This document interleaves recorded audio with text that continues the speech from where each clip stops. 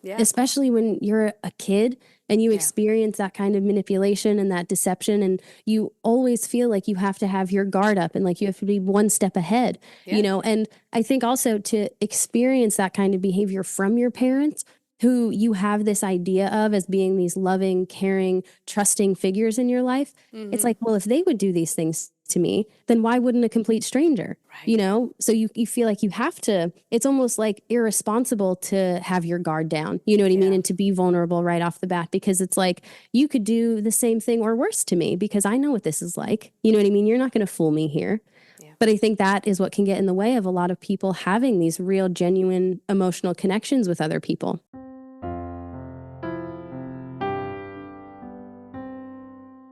How can experiencing parental narcissistic abuse impact someone's life?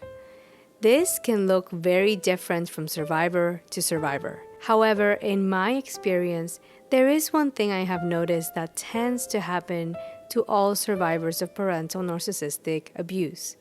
It shapes and impacts our lives well into adulthood. Even when we engage in healing, the patterns of behavior, tolerance to abuse, and lack of self-development may continue to mark our experiences for many years to come. Though it is extremely painful to wake up to the reality of being abused by the people we thought loved us the most, healing and growth can be possible, and it can rewrite the chapters of our story that are ahead of us. This week, I am delighted to share part 2 of my conversation with Casey Smith, host of Is Not Normal, a mental health podcast. Casey and I dive deeper into the identity crisis of survivors of parental narcissistic abuse. We will talk about the shame of having behaved like our abusers too, hypervigilance, the power of relational healing, the importance of realizing that not everyone is like our abusers, and so much more. Hi, I am Raysa, a survivor of narcissistic abuse, and I have complex post-traumatic stress disorder, and you are listening to Hello Trauma Brain, a podcast where I share my experiences living with complex PTSD. My hope is this podcast can help destigmatize mental health and provide support for anyone diagnosed with CPTSD who thinks they might have it or has a loved one with this diagnosis. Quick reminder, I am not a licensed psychologist or mental health care professional, and this podcast is not meant to replace nor substitute the care of psychologists, other mental or medical health care professionals. If you think you might have complex PTSD or PTSD, please reach out to your primary care or mental health care provider. Any individuals or resources mentioned in this episode are not sponsoring Hello Trauma Brain. The views, thoughts, and opinions expressed by this week's guest are solely their own and do not represent the views, thoughts, and opinions of Hello Trauma Brain and the host. This episode may reference trauma or abuse, and listener discretion is advised. Remember, you can always pause or skip this episode at any time. And now, let's get back to the episode.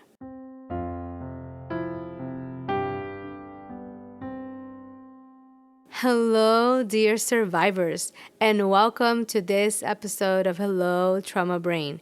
Thank you for joining me today. Quick check-in. So a lot of things are happening on my end, but instead I want to focus on the fact that this episode is coming out on Thanksgiving Day, which marks the official beginning of the holiday season.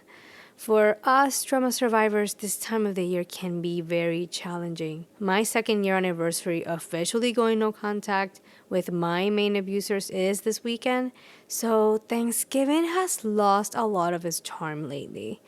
However, I want to continue reclaiming things that have been wrecked by trauma and the narcissistic people in my life, and part of that is still releasing an episode today.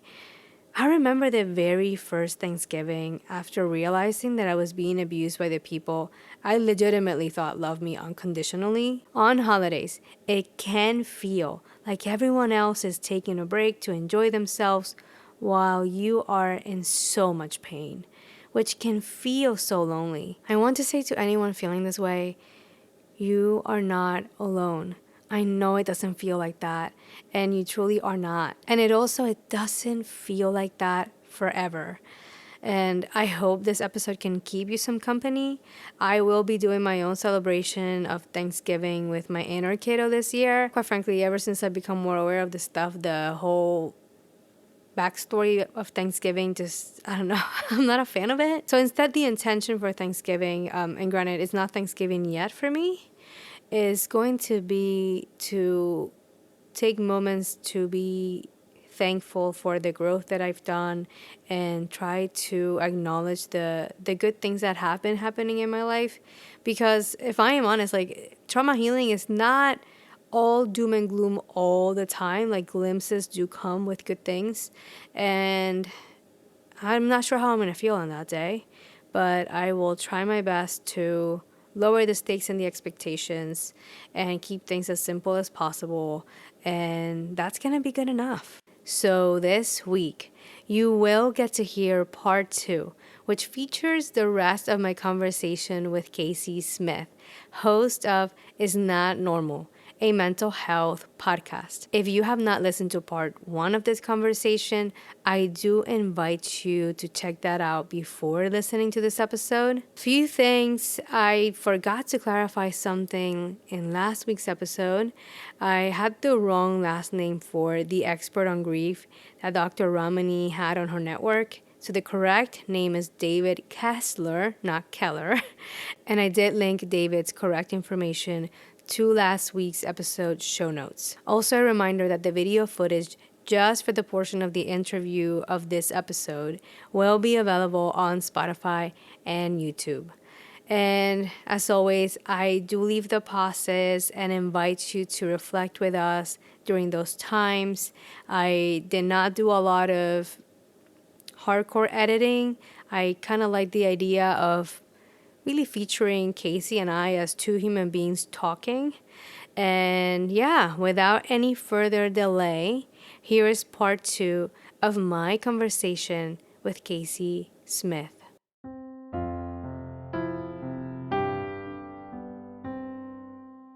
I also just wanted to touch on when you were talking about this identity crisis, that once you start to realize, that position that you were in, and you start to realize your trauma, it is like an identity crisis. Because I remember, growing up and thinking that all of the things that I did and the way that I felt, that was the way that I was born. Like, this is just the kind of person that I am. I didn't really know that people could change. And so understanding that people can change, that I had been mimicking a lot of unhealthy behaviors that didn't feel good, right? And that I don't want to be like this. I don't want this to be me moving forward. It was like, it was freeing, but it was also so overwhelming because I felt like I'm open now to anything, but I feel like I have nothing. You know what I mean? My foundation is gone. Yeah. And it can be really fun and curious to sort of question things and figure out what works for you. Mm-hmm. But I think also losing that stability of feeling like, okay, I have a sense of who I am, is like, it rocks your world a little bit, and I think in that time you really have to be patient with yourself and just kind of figure things out, because I know there was a time when I knew what I didn't want to do, but I didn't have the tools to do the right thing yet. So I was just kind of like lingering in the middle where it's like, I'm not going to allow myself to do this thing that I did in the past, but I can't quite get here yet. So I'm just going to kind of sit in the middle, try to figure this out. And that was a challenging time for sure. I want to sit with that. And I'm going to say, I think it rocks your world a whole lot, not just a little bit. It really is. You come to terms, when you come to terms with it, you're looking around you, and it's really, for me, it is everything I thought about the world, I thought about myself. I thought about like everything that I've known almost gets thrown in the trash. And now I have to figure it out from scratch. Yeah. It's not just one piece of the puzzle, it's the whole fucking thing. And when you're going through that identity crisis, I want to highlight that patience that you were talking about, because you're spot on. It's so easy to get stuck in that cycle of shame. Because I'm going to go ahead and admit it, the same applies to me. I've shown up in my previous relationships in a horrific way. I acted like them. I had the same paranoia. I had the same passive aggressiveness. I was not a direct communicator. I also expected people to read my mind because I get it fucking right. I'm pretty good at I know what people want. I know it. How and can if they you not love know? me, then you should do the same for me, right? Right. And that was one of the things I had on my notes. I wanted to talk to you about the hypervigilance, because I think that piece, when I hear you talk about that on your podcast, like my brain was just like, wow. Like, we need to talk about this. It's, for me, being able to be in those situations. And this is something that, this has been happening my whole life. I've managed to somehow attract the same type of personality styles one way or another in some way. And like, it's chronic. I don't know that I'm doing it. It just happens. And now I'm becoming aware of it. And I notice that when I am interacting with those people, I am so good at figuring, like, I'm body language, tone of voice. I am looking around the room. What can they possibly need right now? And I'm going to give it to them before they even ask. Like, the goal is to be able to satisfy that need, and they don't even have to ask for it. If that happens, I get a golden star on the corner. And I expect the same for myself. And when I hear you talk about this, like, it blows my mind, because it's been a hard thing for me. I still don't know what I want. I still have friends. Today I had a friend who reached out to me. I've been having a pretty tough week. And she's like, well, how can I support you? I still don't fucking know. I don't know what to tell her, because I expect people to just, I'm not consciously expecting them, but a part of me is like, somebody's going to get it. Somebody's going to show me what I need. And I wanted to ask you and to hear your experience with hypervigilance and how your husband is. I want to focus on that too. Like, your parents have set you up, like, they really set you up to be in a horrific abusive relationship. And it still blows my mind to this day how you found Brandon so young and how you both stayed together. And he's been such a big part of your healing. I wanted to hear more about that hypervigilance and how you have healed that with Brandon and other relationships in your life. Yeah. So you're so right. I think, being raised in that kind of environment can really set you up for another very similar relationship. Yeah. And I was so lucky that I found Brandon, because he was the antithesis of everything that I experienced growing up. Yeah. And I think, had that been different and he was manipulative and he was abusive, I don't even know if I would have known. You know what I mean? I think it would have just been so easy for me to continue to people please and to be hypervigilant and to feel like, oh, the happier I make this person, the better I'm doing. And I'm so thankful that he stuck with me through all of that, because he would always sort of hold me accountable for my unhealthy behavior, but he was patient with me, and when I look back on it, I imagine myself almost as like a toddler where, I was freaking out at certain times, if we would disagree or if something was triggering for me. And it was all based on fear, fear of rejection, fear of abandonment. Yeah. And to be met with calm and with patience instead of any sort of volatility or, threats to leave or to do this. It's kind of like imagine a toddler calming down, you know what I mean? And like they stop crying and they realize that, what, this is uncomfortable, but I'm still safe.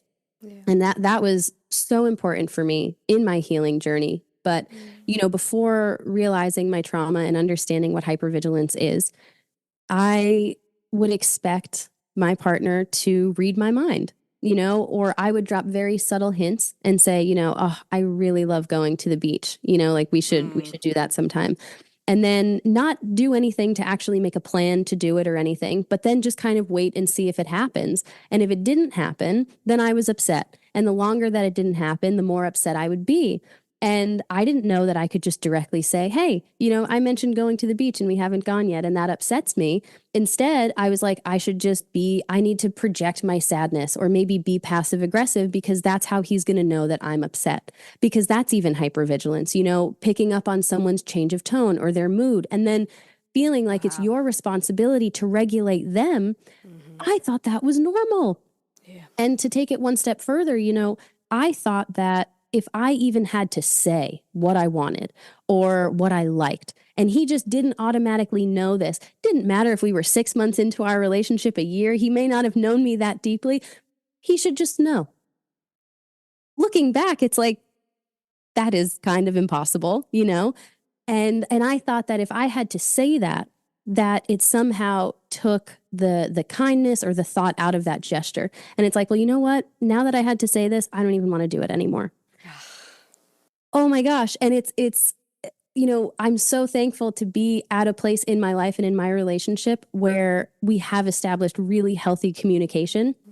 And I know that I can say how I'm feeling and the things that I want, and how wonderful it is for you to be able to say that directly to someone, and then for it to be reflected in their actions, for them to actually make an effort and go ahead and do it. That's so kind. And that's such an amazing thing to experience, because they're showing you that they care. But for a long time, I thought like, it doesn't mean as much now. You know what I mean? Because I had to say it. And that was in Adult Children of Emotionally Immature Parents. Again, I reference that book so often because I felt like my jaw was on the floor every time I would turn the page. And the author says, one of the key phrases of an emotionally immature parent is, if you loved me, you would just know. And when I read that, I was like, this is my life summed up in a sentence, and it is not normal. Yeah. Let's highlight that. It really is not normal. And I want to take a moment before I forget to give you self-compassion and to also give you some credit, because Brandon has been such a wonderful influence in your life. Like every time you talk about him, you light up. And but I also want to point out, you had a willingness to grow and learn. This relationship wouldn't be right now if you would have been like doubling down and no, this is how it is and you should fucking know. Right. Right?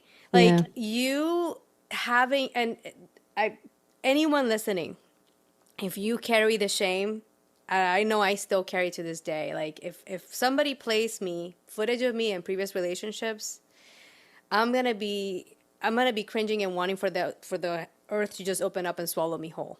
If you're carrying that shame, I want to offer you and just really reflect on this concept of you can make a different decision next time. That's, to me, when I hear your story, that's how I see you and Brandon still together, because there's growth. And I'm sure Brandon has done some stuff too that you've had to work through with him. Like that relational healing is so important. And for trauma survivors, like if you're a childhood trauma survivor or you've been in a relationship as an adult for many years, like that trauma, that relational trauma gets healed in relationships, excuse me. And I feel like for a while I thought I had to be alone and figure it out. And I kind of actually, not kind of, I still do. I still think to myself, let me get a little bit better healed before I get on the dating apps and look for a partner, because I don't want to bring all this crap into my next relationship. And I often have to sit with something that you are an example of. You can start a relationship and not be fully healed and heal in that relationship. Yeah. And I think it's so important to remember, if you are in a relationship or if you're entering into a relationship, that a lot of the challenges that you might face with each other, chances are that's rooted somewhere in your past. And being able to unpack that, you can do that together. But I think sometimes, people sort of start off thinking, well, this is a problem with our relationship. This is a problem between you and we need to fix this. But if you never trace that back and sort of unpack that within yourself, then those relationship problems aren't going to go anywhere. And I think, it's also really important to mention that you have to be with a partner who is open and willing to grow. Like you said, there has to be space for growth. And then you can sort of forgive each other, and you can establish healthy communication. And, we've both gone through our fair share of things throughout life that sometimes still make their way to the surface, and you can find yourself at a point where you can say, hey, I'm feeling like this. You know why, you know what I mean? Here are the different things that maybe you can do to help me through this. And then you can move through it together. But it's a really challenging thing to, I think, enter into a relationship without first at least having an awareness of your own past and your own trauma. I think if you have that and you have a partner that's open and willing to learn and grow with you, then you can absolutely make it work. I love that. I love that glimpse of hope. I feel like we don't hear a lot of glimpses of hope sometimes. Like the content is all these horrible things happen to me, and I know I've shared some of that in my podcast, but I like highlighting I'm gonna call them the victories of healing. And it's victories plural. Yeah. I want to highlight the plural because there is no point, at least I used to, like when I started, I was hoping it would be like a finish line. But the more I've done this work, the more I realize it's kind of like a video game. You just level up. Yeah. But then there's a next level that you have to do after that. And it's a perpetual leveling up till probably for the rest of my life. But I want to celebrate that victory and also bring to focus the fact that neither of us here can come on and say we're completely healed and this is what healing looks like and it's over. Like I'm still catching up on your podcast. I'm like halfway through and still listening to some of the newer stuff. So I'm like out of order at this point. Yeah. And I forget when you said this, but you were talking about how you still hear the voice of your parents in your head. And that really struck me. Yeah. And I was curious to hear, like, when that's happening, if you could share for anyone listening, like, how do you cope with that? It's a challenge for sure. I think, whether I'm making a decision for myself or, there's an interaction between my husband and I can hear, and it's not like I try to think of it. You know what I mean? It's just kind of there. It's like instinctual where it's like, I know that this is what they would say and this is how they would handle it. And so I hear kind of what they would have to say about my decision or how they would respond, to this interaction, especially if it's something a little bit more stressful. It's like, I know the sarcastic thing to say. I know the passive aggressive, hurtful thing to say here because it's right there, and it's kind of not that I have to fight against saying it because I know that it's wrong, but it definitely does sometimes make me question myself more so in the decisions that I make with myself because, growing up, I wanted nothing more than to make my parents happy and for them to be proud of me. And I put so much value on their approval.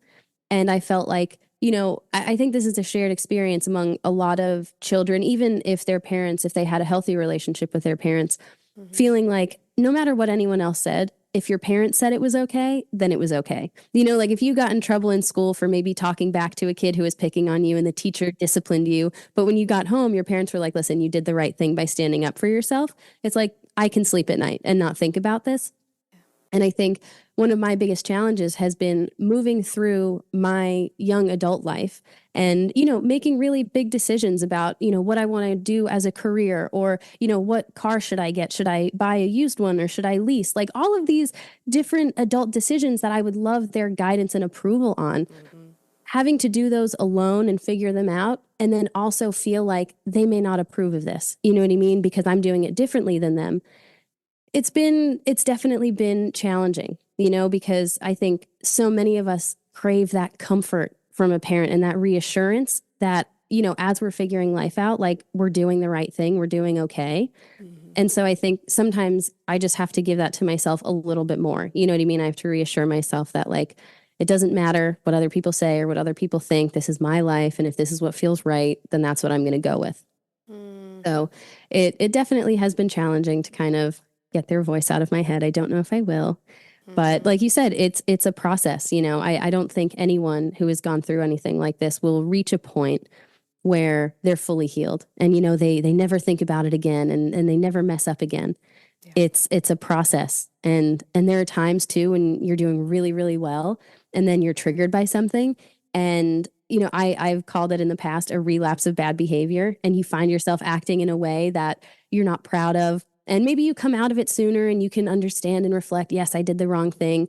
But, you know, sometimes those emotions, those defense mechanisms and those different methods of self-protection are so powerful that they're really hard to fight against, you know? So that's why I stress all the time, you know, in my podcast, to be patient with yourself, because it's hard and it's consistent.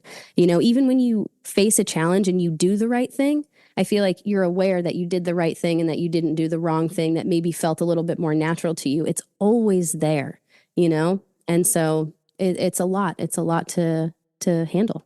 Yeah. Thank you for sharing that, Casey. And I agree with you that, like, when I hear that experience, like, it is a lot. And I think I also want to throw into the pile paying attention and being, again, like, curiosity. Sometimes for me, and I'm starting to get a little bit better at this, and sometimes it works, sometimes it doesn't, but sometimes I'll have the thought and I'll hear the voice and it sounds like my voice. And then I stop for a second and I just ask to my, like, I ask internally, whose voice is this really? Is this something so-and-so would say, or is this something I would say? Right. And, like, sitting, like, I do inner child work. So, like, sitting with my inner kid and be like, this is not our voice. We're not listening to that anymore. This is our value now. And this is what we're going to go with. But I still feel the shame. I still feel that moment where I'm like, why is that still there? And I love that you're offering that concept of being patient, and I'm going to throw into it, like, that curiosity. Like, if you can be patient and curious, it's a hard process. It's going to take a long time, but I feel like little by little we start untangling there. I mean, it's almost like goo on us. We have to, like, unstick the goo and clean it off constantly. It's like glitter, you know, you ever, like, spill glitter and, like, you think you have it all, but then, like, it doesn't ever really go away. Like, a year later you find somewhere and you're like, how is that possibly still there? Like, I vacuumed, I mopped, and it's still there. Oh my gosh, that's great.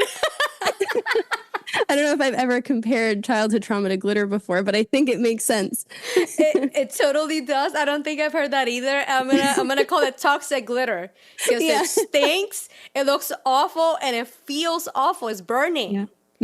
And you can't get it all off with one wipe. Right. Exactly. It's an ongoing process. But I think something that is really helpful as we heal and as we move forward is this idea of a future version of ourselves, and understanding, once we realize that we can change and that we have changed, to kind of, like you said, with that curiosity, to ask yourself, what would sort of this ideal version of me, the person that I want to become, how would they handle this? You know, how would they feel about this and move forward? And I think having an idea of that can really almost give you something to aspire to, you know, because as you start to heal and you move through these things a bit more easily than you did in the past, I think you can sort of feel more capable than you did and reclaim that sense of power, where it's like, you know what, granted, I have so many moments where I'm overwhelmed and I don't feel that powerful feeling. But when you do, it's so nice to lean into it, you know, like, I can do this. And those moments, I think, can be really, really great to highlight, you know, as you move throughout healing, because even to have gotten to the point where we're at now, and for anyone listening, you know, to have made the decision to start to change, and to have endured everything that you've endured, you are so strong for that, and so powerful and brave to have gotten here, that you can do anything. You can create any kind of life that you want for yourself.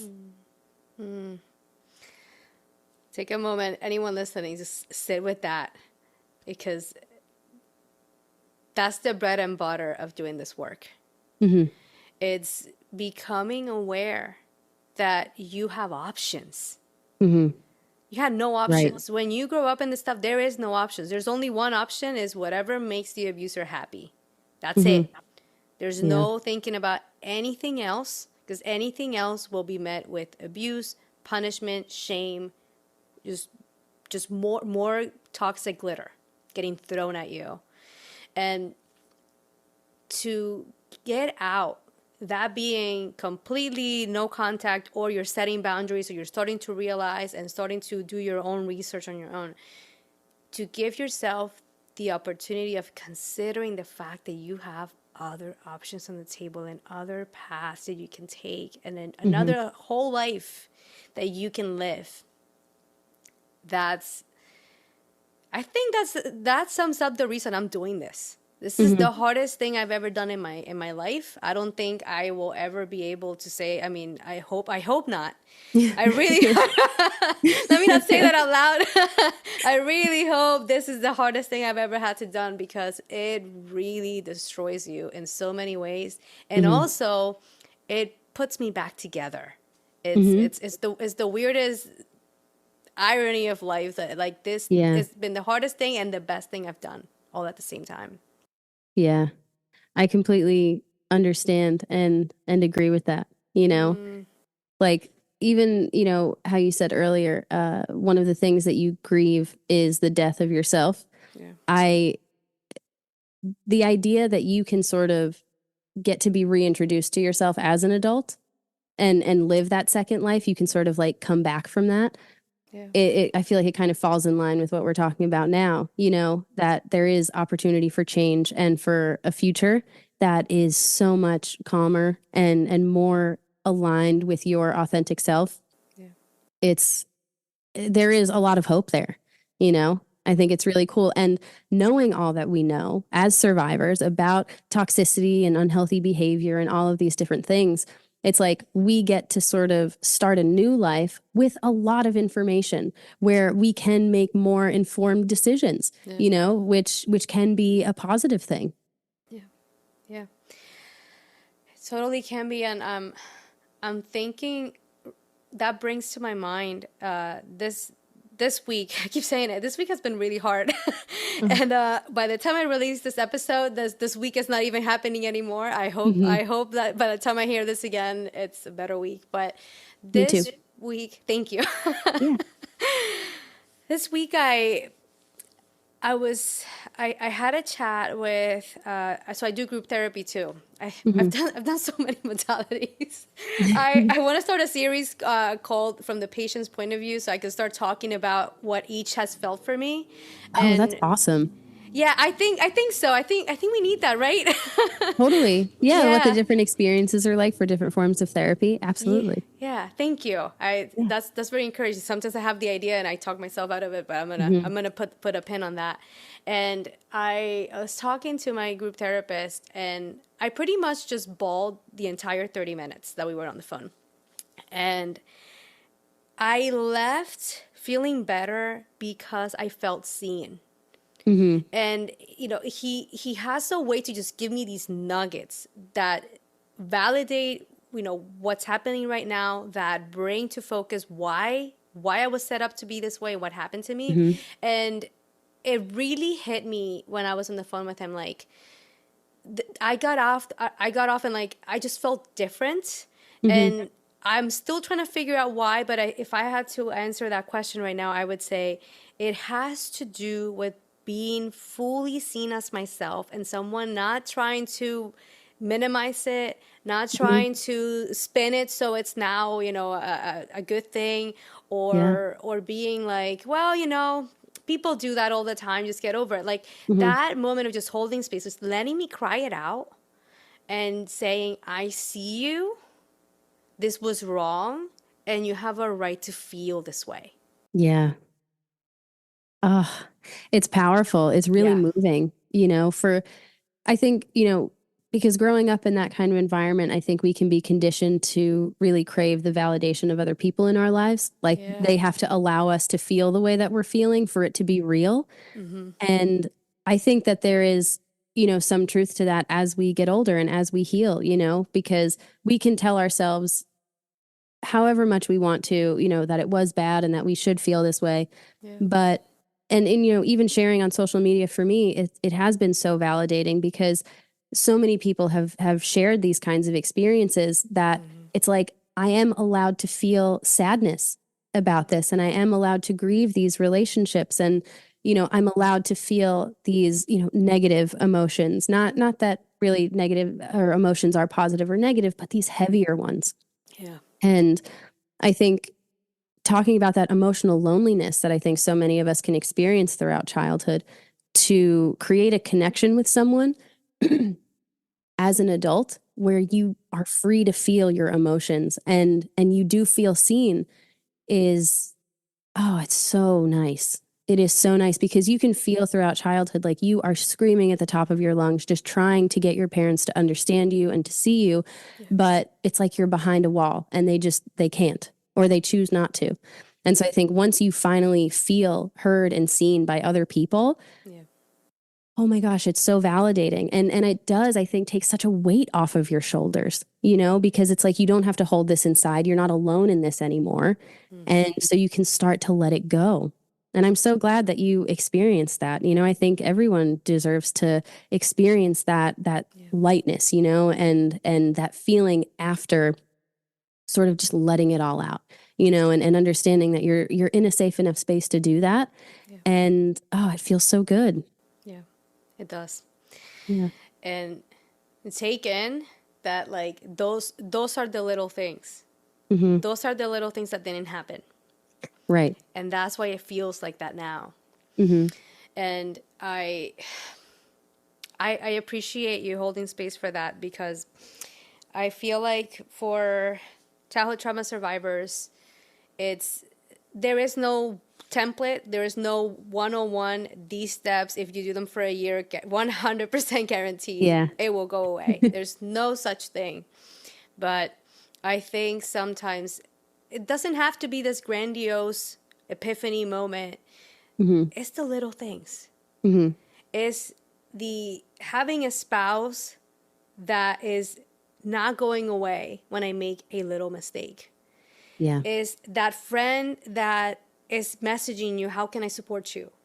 It can be the therapist that's holding space for you and validating your experience. It could be the TikTok video. It could be the book. It can be so many things, and they add on. Feel like for us, like, it took a lot of little things to get us to where we are now, and it's going to take a lot of little things to get us out of it. Yeah, absolutely. Yeah. How does that land for you? Oh my gosh, it hit the nail on the head for sure. Even, in the very beginning of my healing journey, I woke up one morning and I felt like I have no idea who I am. I was dealing with so much separation anxiety for years, and I really never got a chance to know myself, and was having a really hard time being by myself for any amount of time. And that was sort of what prompted that first TikTok video. I took a drive by myself, and I remember coming home after that and, going out when I was younger, as I was like in my teens, if I would go to a friend's house or do anything outside of my immediate family, it was always sort of a 50-50 shot of whether or not I was going to come home to things being okay or things being tense. If they were mad that I was out for too long, or if they were mad that I was out in general. And so when I came home and my husband was there and he had a cup of tea for me, I was like, okay, I can do this. We had a pair of matching mugs that we bought, and I was washing his mug one day and it broke. And immediately I wanted to cry. I was so sad. And I was like, oh my God, I broke your mug. I'm so sorry. And he was like, it's okay. And I was like, but like we had matching ones and we got it at this place. And like, are you sure? I'm so sorry. And it was okay. And it was actually okay. And it wasn't like he was just saying that it was okay. And then the next time we had a disagreement, he was going to bring it up to say that I was such a bad person. Right. And so it's been practice for me. Those little moments, those adding up, it's like me showing myself that I can do this, and sort of teaching myself that it is okay. and like you said, it is all those little instances that I think so many of us are aware of. And I think it's important to acknowledge how those things unfold, because it's like when you do something and you expect something bad, but something good happens, it's like, okay, this is a step in the right direction. Maybe I don't have to feel like this. And the more that you experience those things and put them into practice, I think the more you start to show yourself that not everyone is like them. Wow. Oh, not everyone is like them. Yeah. I want to call this podcast episode "It's Not Normal," but I might call it that. I might still call it "It's Not Normal," but man, not everyone is like them. Yeah.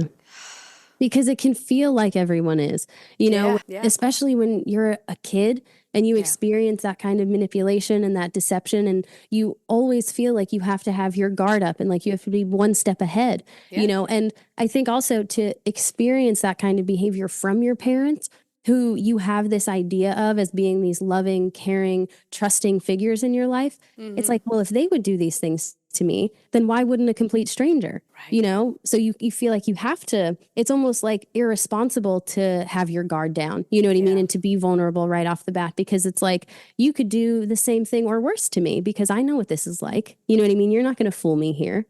But I think that is what can get in the way of a lot of people having these real, genuine emotional connections with other people. We project these unhealthy behaviors that we've grown accustomed to because we're trying to protect ourselves. And it's important for us to validate that. You know what I mean? For not for us to allow that to dictate how we show up in relationships, because it will get in the way. Yeah. But I think to validate it and to understand that there was a time in your life where you had to do this, where this was beneficial to you.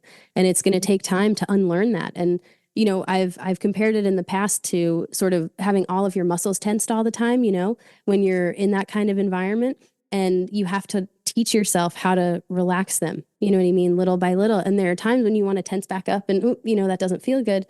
And then sort of relax them. It's a cycle for sure. Yeah. I'm sitting with that, and there was something that came to me as you were talking, and I'm going to add an extra level of how this can look like for some people. And it was like that for me.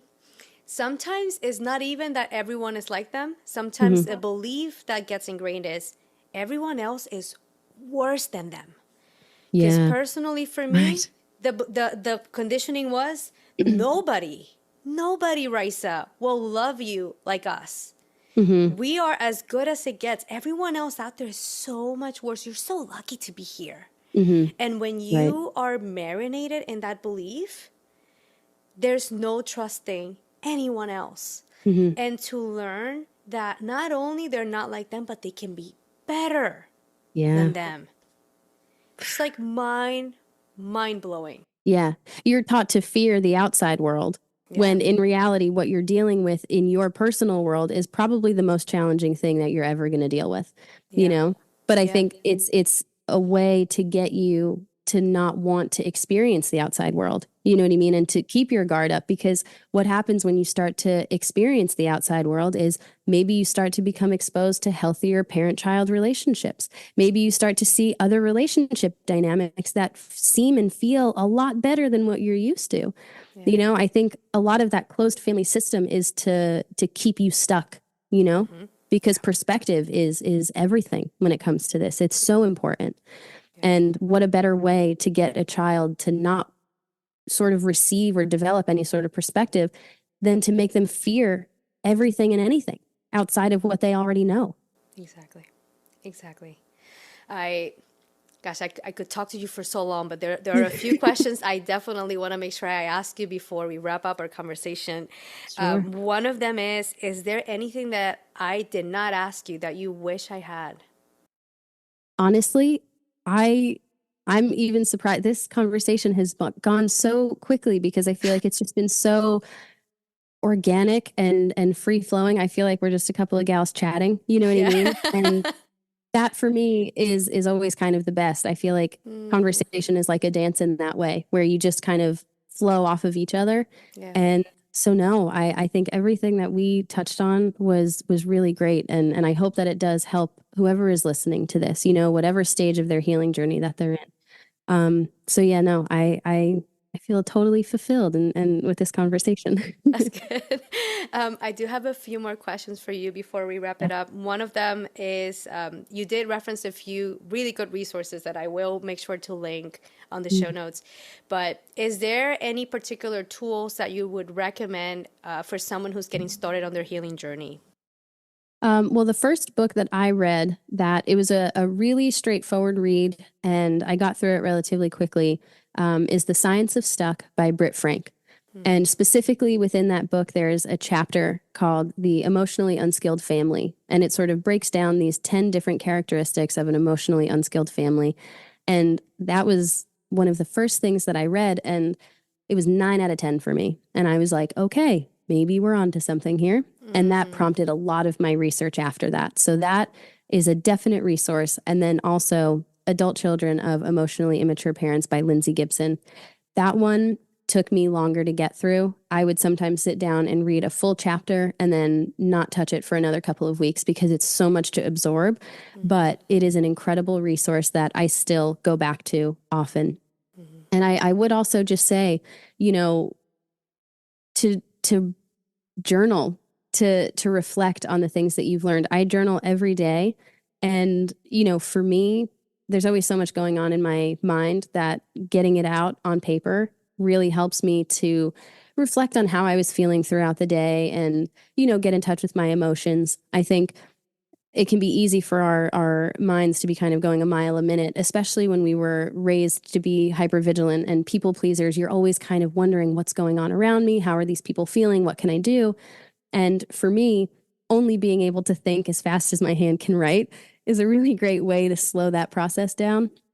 And so I would definitely say, yeah, try to journal, even to just kind of keep track and check in with yourself, you know? Wow.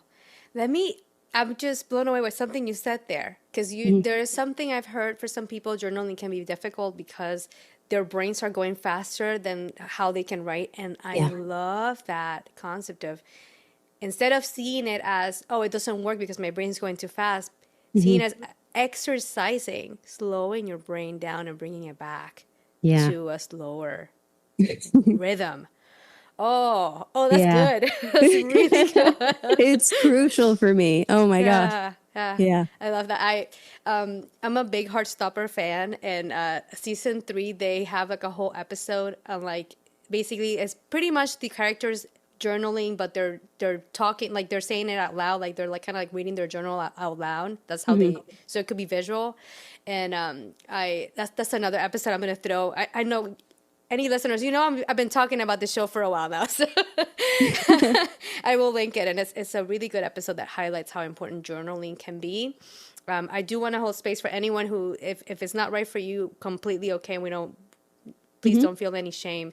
But I do agree with Casey that it's such an important tool and it can be very beneficial. I use it too. So Yeah. I can definitely vouch for the benefits I've had from it. Yeah.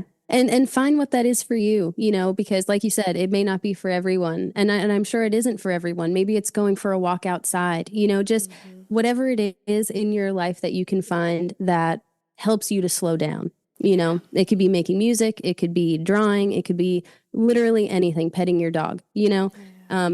But that I think comes with that self-awareness and that self-reflection. Where in your life, at what times when you're doing what, do you feel like you're able to kind of slow down and take a breath, you know, and remember that and then make time for that, even if it's 5 or 10 minutes every day, you know, make time for that, make that a priority. I love that. Thank you so much, Casey. I got Yeah. one more question for you. And this is something I ask from all our guests here at Hello Trauma Brain. If you could go back in time to a difficult time, what would you tell younger Casey? Mm, Take your time. that's a good one. I would probably tell my younger self that it's not you and it's not your responsibility to try to change this or fix this. I love that. Because I think a lot of us can assume this responsibility of mending our family, you know? And there are times when it works for a day or a couple of days or a week. And so you sort of feel that sense of power. And you're like, well, if I just do this differently, or if I do this a little bit more, then things are going to get better. And I think I was stuck in that loop for so long, thinking that I could do something. And so I think I would definitely tell a younger version of myself to focus on myself and to recognize that it's not my responsibility, that I can't truly change this all by myself. Thank you so much, Casey. I do want to take a moment to firstly congratulate you on 1 year podcasting. Thank you. Thank you so much. I can't believe that much time has passed already, honestly. Goes quick, doesn't it? Yeah. I also want to acknowledge the work that you have been doing for other people that are going through this. I think your voice is so important.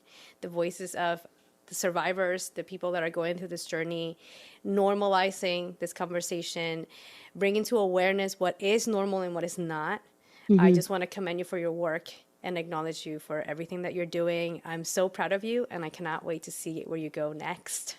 Wow. Thank you so much. Mm-hmm. I had such a wonderful time talking with you. Honestly, I feel like this conversation was so rejuvenating, and I am also so proud of you and how far that you've come, because it takes a conscious decision to do this work, and it's something that you deal with daily. And I think the fact that you are brave enough to share your story with other people and to put resources out there so that other people feel less alone, it's so important. And I feel like things like this, talking about it, being vulnerable, these are the things that are truly going to help people and all people who don't have access to therapy, people who don't have access to these different resources, at the very least, just to know that they're not alone, And so I want to thank you for inviting me to be a guest on your podcast. I had a great time, really. Thank you so much, Casey. For anyone listening who's new to you and your content, where can people find you? So I'm on Instagram and TikTok as @BigSisCasey. And then we've got It's Not Normal, the podcast, pretty much anywhere you can stream podcasts, on YouTube, Spotify, Apple Podcasts, all that jazz. And they come out every Thursday at 10 a.m. And no worries, people. I'm going to be linking all of Casey's resources, her social media, and her podcast to the show notes, so you can go ahead and find her over there. I strongly recommend her podcast. It's so relatable. If you've enjoyed this conversation, I want to invite you to take a listen to It's Not Normal. And again, Casey, I just want to thank you one more time for being a part of Hello Trauma Brain. It's been a delight to have you and your inner kiddo here today. Thank you so much. I really appreciate it. Thank you, Casey.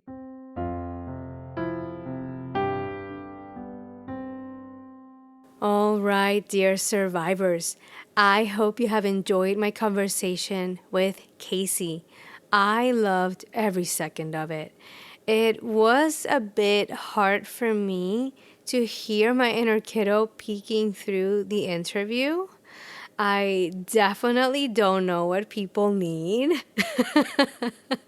I did have to believe that and try to anticipate other people's needs growing up so I could stay safe, or at least feel like I had some control over staying safe, even though I truly wasn't. And I definitely heard my inner kiddo in that portion. Truth is, I never knew. I don't know and never will.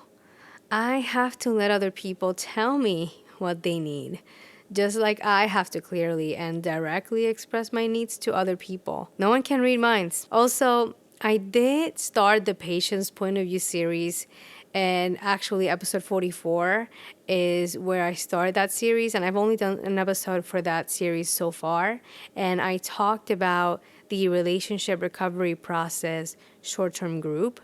And that is a group therapy modality that I did earlier this year. And I do invite you to check that episode out if you haven't yet and are curious to hear more about this therapy modality. Lastly, I invite you to leave a comment to let me know how this episode landed for you.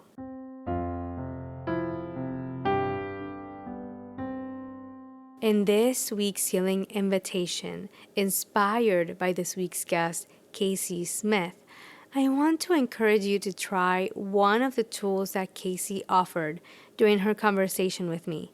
You can check out the books The Science of Stuck by Britt or Adult Children of Emotionally Immature Parents by Lindsay C. Gibson, and or try journaling. Also, I want to invite you to listen to Casey's podcast, Is Not Normal. I actually started the audiobook for adult children of emotionally immature parents. So far, it has been blowing my mind. There's a lot of feelings that are getting stirred up by listening to it. I am on the second chapter right now. And I can tell that it's going to be a very impactful book for my healing journey, especially for understanding the abuse I have endured.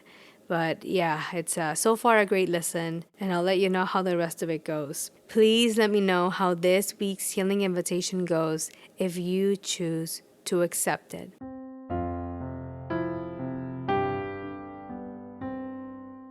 Before we wrap up this episode, all music and production is courtesy of yours truly.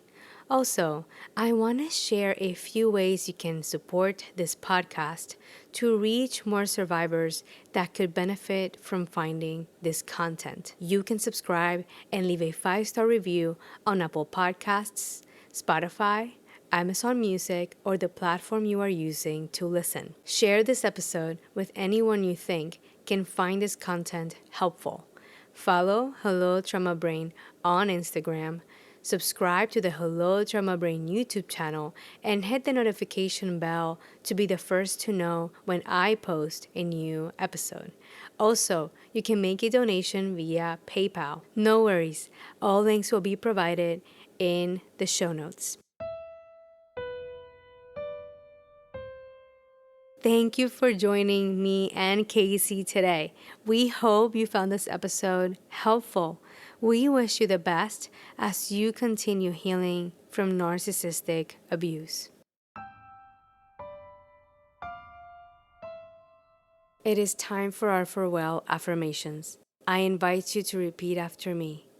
I welcome the belief that I am enough. I am lovable.